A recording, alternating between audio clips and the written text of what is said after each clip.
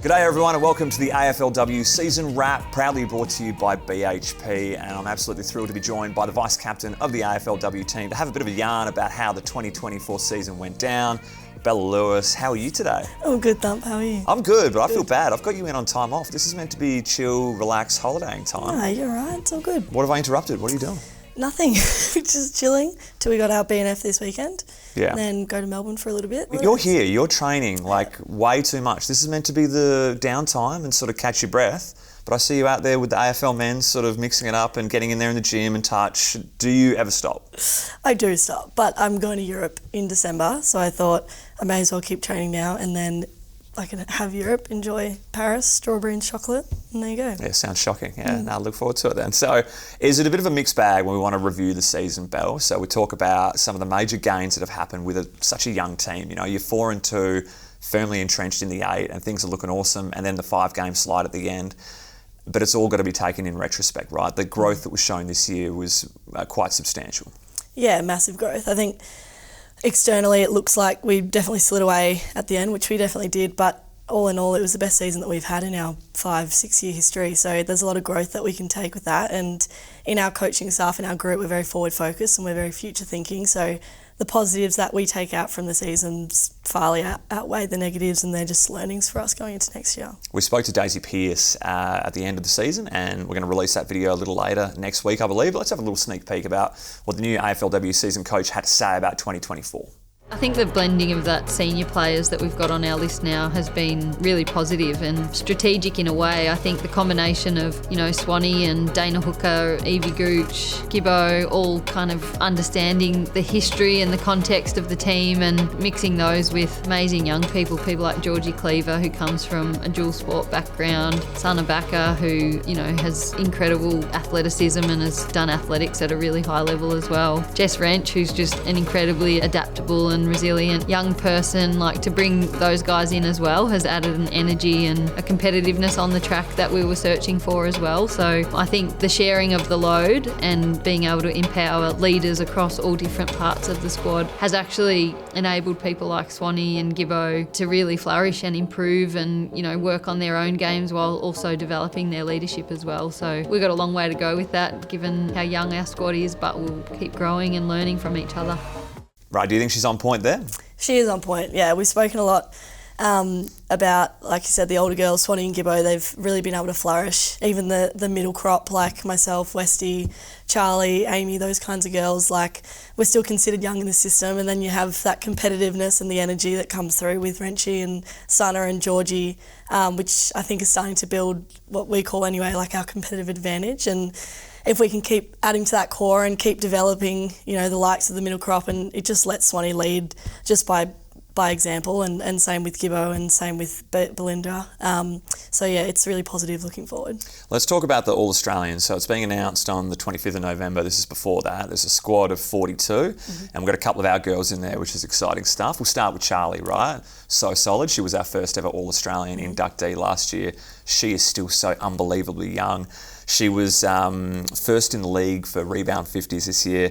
First season as vice captain with yourself. How have you enjoyed leading with her? Good, really good. Like, Charlie's just a natural leader, and I think she's flourished under this role, especially doing it together. We've played together for the past 4 or 5 years, and no matter what role you put her in, she's always going to excel, and she's always going to be curious and want to do the best for us. And yeah, last year she had more of a free role and in terms of her intercepting, and got that nod as All-Australian, and this year has gone and done it again, where she's done more defending and still able to bring her strengths. But the fact that she's been able to flourish again and been individually recognised is just a credit to her. Would you ever see her moving out of the defensive role, in your opinion? I mean, you'd love to put her in a lot of different spots, but you don't have enough Charlie Thomases. Yeah. Do you think she'll ever leave the back end? She's pretty good there. She's pretty good. I'd say she's probably the number 1 or 2 leader, and she's the youngest in the back line. I mean, she wants to go forward every once in a while to see if she can kick a few snags, but her skills are just elite. She's, one of the best decision makers in the team, I'd say the best. So wherever we need her, she can go, and she's adaptable, just like a lot of the girls, but I think we'll keep her down back for a while. Fair. What she did love was the leadership shown from Daisy Pearce this year when joining the club. Let's have a listen to her as she spoke on that subject. Yeah, I think she does really take the time to get to know everyone, and then as well as that, because she has been through the AFLW system, she knows the ups and downs of what a season holds for us all. So that relatability is also really important. But she's also just an unreal human and has a good laugh here, but then also knows when to be serious and tell us the hard truth. I can't imagine that you would have been on the end of some harsh truths from Daisy. Are you probably one of her more favourites of the team? No, she's pretty even, I'd say. She'll give you harsh truth when you need it, for sure, but she's more of a disappointed mum, I'd say. She hasn't yet given us the spray. We'll see how that goes, but no, she's amazing. I think the biggest thing that she's brought is the way that she's able to teach and coach. She's an amazing presenter, obviously, with her history, but yeah, she gets it. A lot of the time we say she just gets it. She's a female athlete, she's been in the business, she's a mum as well, so she's very empathetic, and the way that she's able to coach our different learning styles, which is a massive thing in the athlete industry, is, I think, taken us to the next level. And she's so hands-on, she trains with us and she smokes us all, which is humbling, but I mean, yeah, it doesn't surprise us. So she's just taken it to another level. Did any of that surprise you? I mean, when she announced that she was coming here, I'm sure you and all of the girls would have been over the moon. Is it exactly what you saw or anticipated? I think so. I think it was a little bit different for us because she was obviously heavily in the Melbourne circle, and we'd all known who she was, but a lot of us had grown up kind of just as she had finished playing, just as she'd kind of gone into the media. So you had girls like Swanee and Gibbo and B who'd played with her in the Melbourne exhibition matches. So to them, she was competition, and to us, she was Daisy Pearce. And then she walks in here and she's telling stories and she's being vulnerable and she's crying and, telling us about her life. So to us, she just then becomes Daisy, which is what she wants. She hates external pressure and external media, and when it's all about her, she just wants it to be about us. So she's really good in that regard, in forming relationships and being super relatable.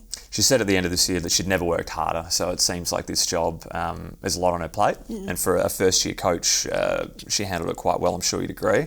I'm sure she was absolutely rapt that she got to work with a player like Ella Roberts this year, who is the second of the All-Australian squad selections, third season in the competition. That is unbelievable. Yeah. I mean, she really does look leaps and bounds above so many in the competition. She broke the club record in disposals this year. She had 33 in a loss. 2 times she had double-digit marks in a game.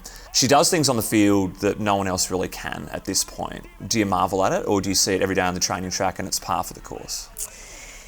Well, we marvel at it because she still does it on the training track, but it's still unbelievable. Like you said, a lot of the ability that she has in her natural talent is just far beyond. It's scary to think about what she'll be like in the next couple of years when she's 23, 24, 25.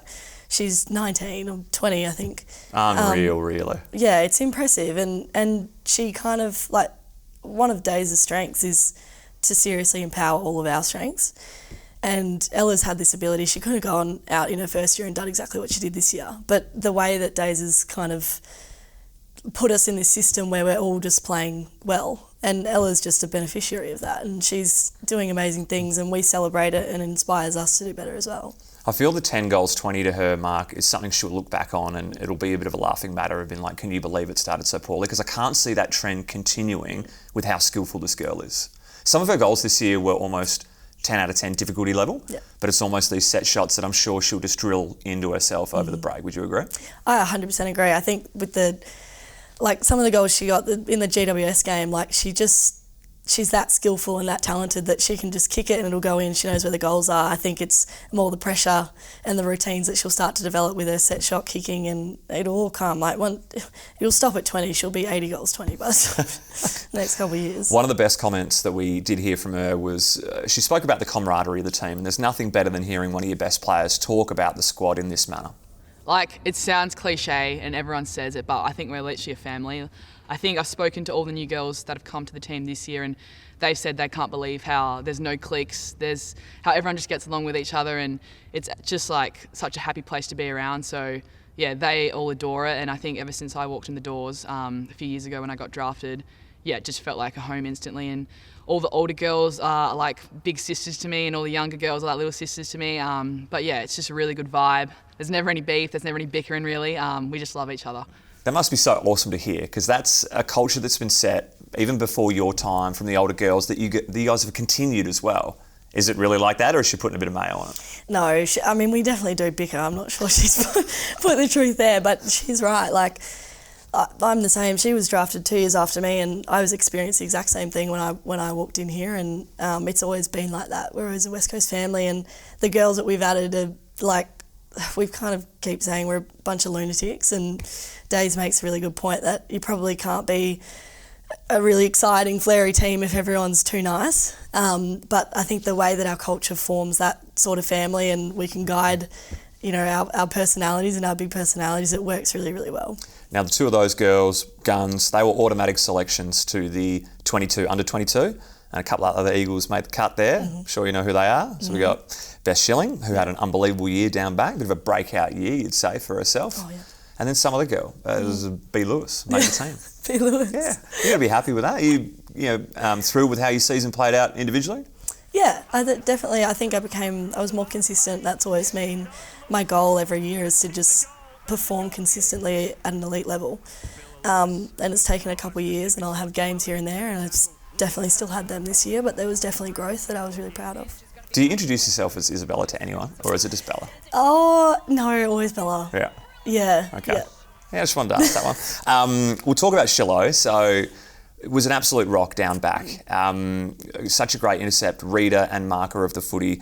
Was nominated for a Telstra Rising Star for a 14 disposal, 7 grab game against the Bombers, which was in a losing side, but she came on in leaps and bounds. And what kind of teammate does she like to be playing with? She's just unreal. Like you said, she's a rock. Like, if that's how I could describe Shills, that's her. And she probably nearly got robbed of All-Australian. I would have put her in that team easily. At 20 as well, 20, which is like, an unreal age. Yeah, and she's always had the attributes. The day that she walked in, she was so strong. Like, there's no one that I get more scared of doing tackling than with Shills. And on the inside, she's like the nicest, sweetest, loveliest girl. And yeah, she causes no harm, and then she walks out on the footy field and she's bullying Caitlin Greiser and, you know, hitting these girls like Katie Brennan, and afterwards she's like, oh, they're okay. Like, and that sums her up as a person and a teammate, and she's so considerate, and, you know, she's got this secret fire in her that we always say that she's something else behind closed doors. We're just yet to figure it out. Yeah, need a bit of that white line fever. I like that. So we had one of your new recruits, Jess Hosking, grab the microphone. She was roving reporter when she won the Telstra Rising Star nomination for her game in round 2. Let's listen back to what she had to say about her growth in her role.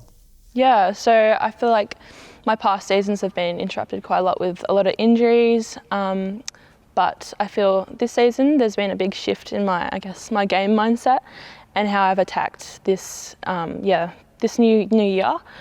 I'm just trying to play my own brand of football, and trying to make sure the opposition doesn't really dictate how I play, and just have more fun out there, and just try and emulate confidence. That's my main. That's your main one. My confidence. main. So the big one you take away from that is the body's right, but then the confidence as well. Yeah, definitely. Her body, has taken a couple of years for her to hit that sweet spot. And you see what happens when she does, and she becomes this weapon. And the next couple of years of that, like, her and Zoe Wakefield will be the Twin Towers down there in a couple of years, and the confidence as well. Like, we've had Martine Pingerman come and be our backline coach, who's moved from the mids, and I think her and Shillo have been working really, really well together, and Teens just has that belief and that confidence in her, which I think has brought that out in Shills. The sad part of any year, Bella, is the girls that move on. We'll start with Evie Gooch. So she calls it a day. Once Fremantle player, drafted a fair few years ago now. She's one of the older statesmen of the league. She got very close to the 50 games. What kind of hole is she going to leave in the competition and amongst the group in terms of a great club person?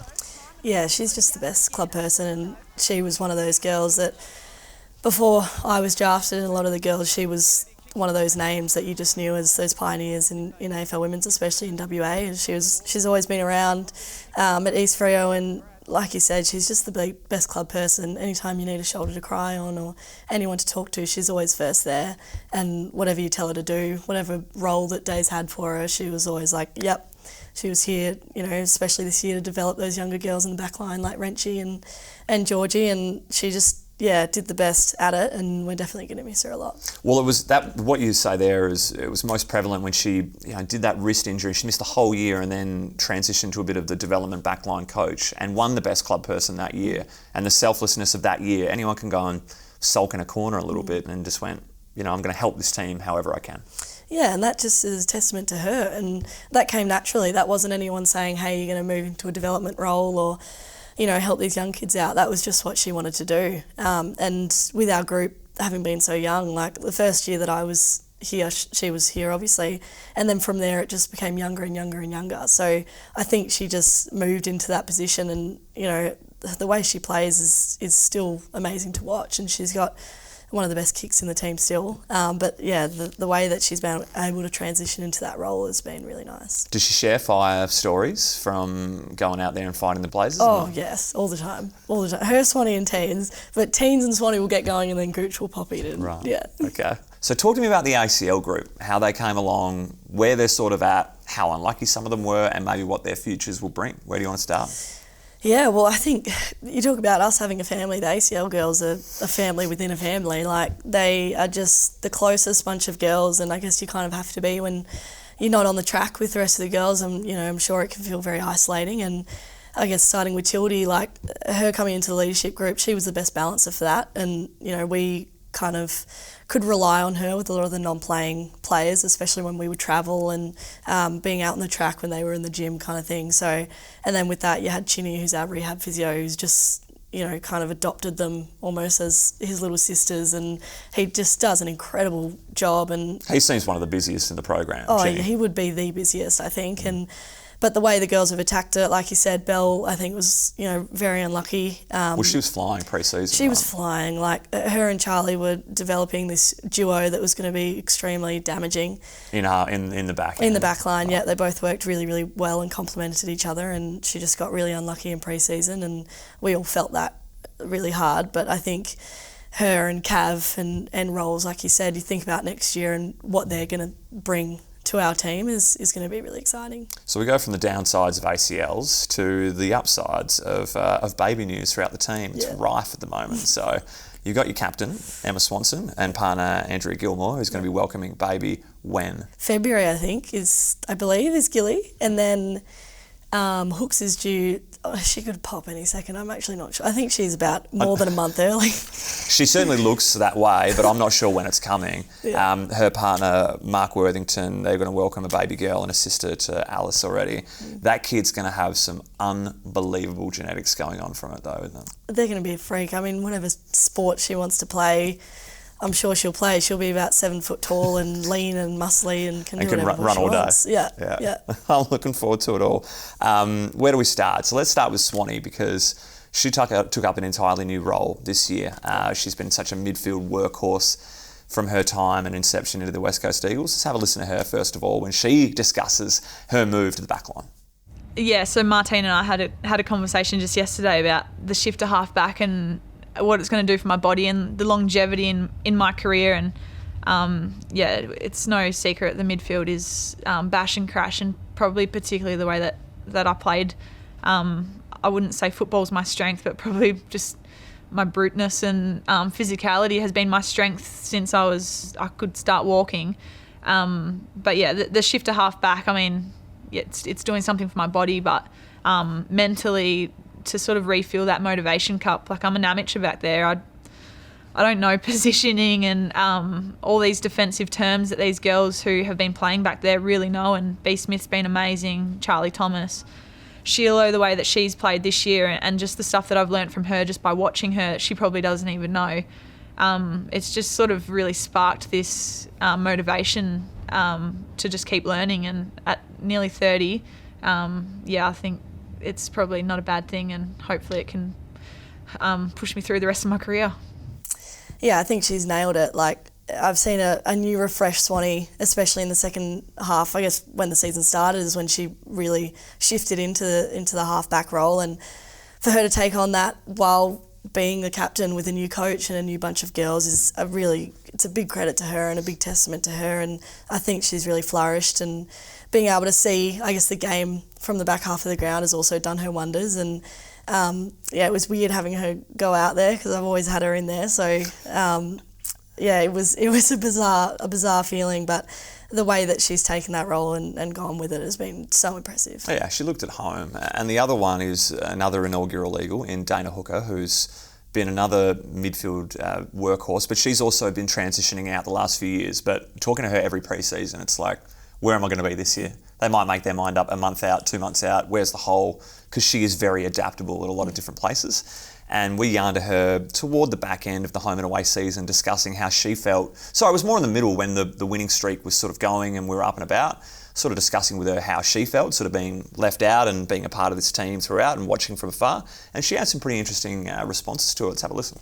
I don't feel like I'm watching it from afar because I'm here all the time and I'm with the girls every day in training. It is definitely a different dynamic when you can't take the field and you can't have that same level of effect and impact when you're not just out there playing every weekend. However, it's been really special for me. And a lot of people say that you must be killing you on the inside to not be out there with more games being won and all that. But it's not killing me. I miss playing football, but seeing the girls succeed isn't killing me. It's making me really proud of where we've come from, where we're heading, and it makes me really excited for the future and bouncing back from this baby and being amongst it again on field, when you're in the playing capacity with the girls. But it's been, really, really hard 5 years, really, to get to where we are, and it's been a lot of work, and we've had huge turnovers in our list and in our playing group, and every year, really, every season since we started, it felt like we'd have almost half our list would change over, or new coaches and new support staff. And for the 4 or 5 of us that have been here from the start, it was challenging in the fact that every pre-season you're trying to build new relationships with the players, with the staff, and feel like you're resetting and starting all over again. But to be at that point now where we know we're pretty in a stable position and we've got Daisy here for the next at least 3 seasons, hopefully more. We've got a really good core young group of players, talented players that are going to be here for a really long time, we hope. Yeah, I can't wait to have Hooks play again. She's just a workhorse and, she'll keep running and keep playing until the last siren, which is, we definitely miss that in our team. And she's still training out there. Like, honestly, she's been told to stop that many times and I've tried and she gets angry at me. I'm like this 22-year-old trying to tell this 30-year-old to stop running and she's got this baby in her goddamn belly. You're brave, giving her some advice. Oh, no, it's taken a couple of years, but yeah, she's just, it's inspiring for the young girls. Like you see, if someone pregnant can do a walk, jog, stride, then you can train harder than you are. So yeah, but she makes a good point around the stability of the team, and if you have someone like a Dana Hooker who's been an absolute pioneer of the entire competition, let alone the club. Her and Swanee both, and for someone to be talking about that, I think it shows great growth in the competition, and especially in our team. And I even remember a couple of months ago, I was doing a walk jog with Swanee and Hooks, and it was a weird feeling because I'd kind of come in as a 17-year-old and they'd been 24, 25, and I look at them now like just complete older sisters. And yeah, the old clique just having a jog now. The old clique, and the way they were talking about the transition of them in the team is kind of they feel really proud, and those two especially being the inaugural captain and vice captain, they've brought the team to what it is today, so we just want to keep honouring them. Yeah, I hope they stick around for as long as they can, as their form certainly will dictate that. 2 recruits I want to touch on that were I thought instrumental this year. Let's talk Jess Hosking for a minute, signing from Richmond. They flicked her. Great for us, more than happy to take her. She was playing with her twin sister, former Blue and then Tiger. She has no fear in the contest, just a genuine battering ram in there. I think you even fell victim to one of her hits out there accidentally, which was comical at the time. A couple of times she was a multiple goal kicker in a match, both resulting in wins. Bogging her first game against the Tigers, which was just I'm sure a Cinderella story for wanting to put her best foot forward against a former mob. How did you enjoy playing with her? Yeah, I'm definitely glad she's on my team. I know the past couple of years we've played Richmond, both of the sisters they'll just go head over ball no matter who's there. So she's really good in that way, especially for our training standards, and the leadership she's brought on top of that has just been instrumental and incredible. Like the way that she's been able to walk into a new team, I think has really suited her, especially with the young girls, that she can really take a lot of them under her wing. And yeah, she's just been incredible. Again, Bog in her first game, like you said, a fairy tale. We won and played Richmond, and I'm sure she'll remember that game for the rest of her career and longer. You'd think so. Was one of her biggest wins, though, perhaps bringing Tones and I to the club off her own back? Was that probably a crowning achievement? Yeah, I think that's probably also one of the best things she brings, is she just knows everyone. So she'll bring any celebrity we want, really. Right. Well, a girl who fell short in the celebrity status and bringing him into the club, but certainly brought her own strengths at the same time, was Ali Drennan. Yeah. So she was a former Rube, Saint and Sun. She's another bull in the contest, and I'm sure another girl that you just thoroughly enjoyed going, out to battle with every time in that midfield brigade. She averaged 6 tackles, 20 disposals a game. Didn't miss one as well, so durability, massive tick. At 33 years old, the old timer. So talk to us about how thrilling it was to have such an experienced head come and join you in that midfield brigade. Dreno is just an absolute cracker. Like, the day that she came, you talk about the experience, and she's 33 and she's mature, but doesn't show it much. Sometimes doesn't show it, which is amazing because it's also relatable in a way. And I was her mentor, which was kind of random because she's about 11 years older than I am, but kind of had to show her the ropes, and it just became more of a buddy system. And she trained so hard, and coming into the midfield, gelling with myself and Ella and Bushy and Rolls, she slotted in there so well, and the connection that she brought. And Gold Coast, their strengths were their stoppages and their midfield craft, and so she brought a lot of that knowledge with her. And she's not afraid to tell you how she feels, which has been incredible in our feedback and our ability to have that connection in the midfield. Let's have a listen to her about how she found the transition to her 4th AFLW club this year.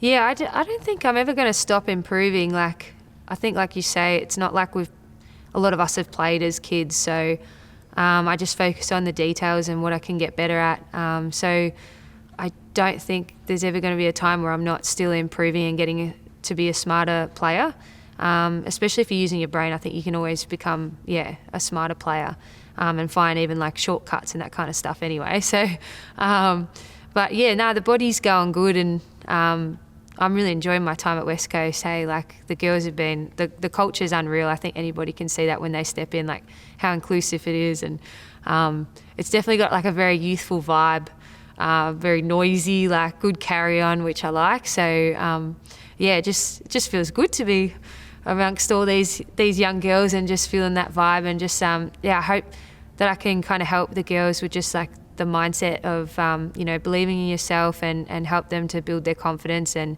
just basically, like I was saying before, G them up and just show them how, tell them how good they are, because I think the more that they grow in confidence, the better football team we're going to be.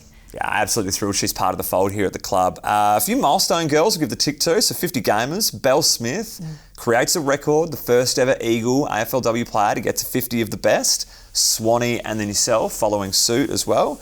Was that a special moment for yourself to be a part and sharing it in a year with these other girls as well?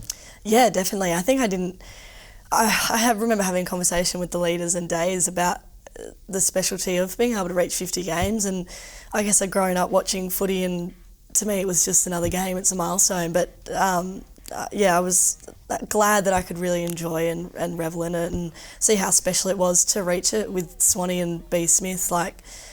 How many games they've played, and they've played 9 years in the competition, and both of them have been incredibly durable. So the fact that I've somehow notched it up in 4 years or whatever it is just incredible, and I hope to keep building on that. Yeah, I love it. Okay, we're coming to the end here of our AFLW wrap courtesy of BHP. We've got the club champs happening this Saturday. Give us a little tip. What are you anticipating for a winner? Maybe best clubman? What awards do you see? Are you going to have to stay sober for the night and give a little speech at the end? What are you thinking? I reckon I'd like to. Ella will blow it out, but I reckon Shills will be hot on her tail. Mm-hmm. I think it'd be interesting to see a joint. I mean, that'd be incredible. We haven't had a joint before, I don't think. No, certainly haven't. But I think those two will be, I reckon they'll go like this throughout the season. They've both been incredible. Club person, it's a hard one. I mean, Hosco or Gooch or even Bears. I think there's a couple girls that could be up there for that. Yeah, cool. Looking forward to it. You got a dress in mind? I do have a dress, yeah. Really? Yeah. Sorted? And then straight in a plane to Europe, or you get a little break? No, we get on the plane the next day, go to W Wards, which is on the 2 days later, and then PA, and then we come back and go. You're a busy girl, which is why I appreciate your time here, Belle. Enjoy whatever off-season you have in mind. Seems like going to be a fabulous one. We'll see you back for officially day one of pre-season when it all begins. Thanks, Humpy.